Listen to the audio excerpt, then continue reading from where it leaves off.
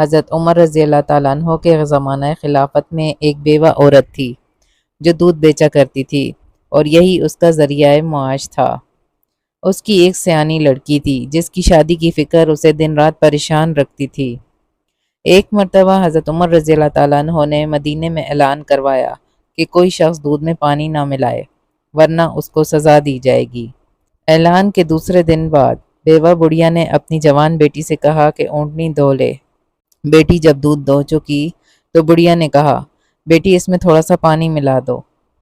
لڑکی نے جواب دیا، ماں آپ نے خلیفہ عمر رضی اللہ تعالیٰ عنہ کا اعلان نہیں سنا کہ جو دودھ میں پانی ملائے گا اسے سزا ملے گی؟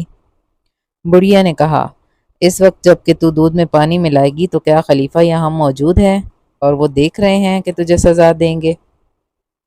بیٹی نے جواب دیا، ماں عمر کا خدا تو دیکھ رہا ہے۔ ماں اور بیٹی کے درمیان یہ بات چیت ہو رہی تھی اور گشت کے دوران حضرت عمر رضی اللہ تعالیٰ عنہ ان کے دروازے سے لگ کر یہ مکالمہ سن رہے تھے۔ حضرت عمر رضی اللہ تعالیٰ عنہ نے مکان پر ایک نشان لگایا اور اپنے گھر واپس چلے گئے۔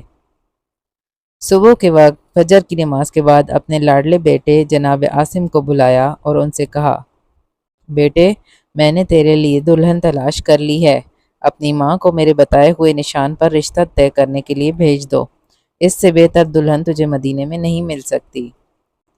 جب خلیفہ کی اہلیہ رشتہ مانگنے دودھ فروش بیوہ کے گھر گئیں تو ماں بیٹی کو ایسا ہی لگا جیسے وہ خواب دیکھ رہی ہوں۔ کچھ ہی دن بعد وہ لڑکی دلہن بن کر امیر المومنین عمر بن خطاب رضی اللہ تعالیٰ عنہ کے گھر اتری۔ یہ وہی لڑکی ہے جس کی نسل میں عمر بن عبدالعزیز جیسا درویش صفت خدا ترس، دیندار اور عظیم الشان خلیفہ پیدا ہوا۔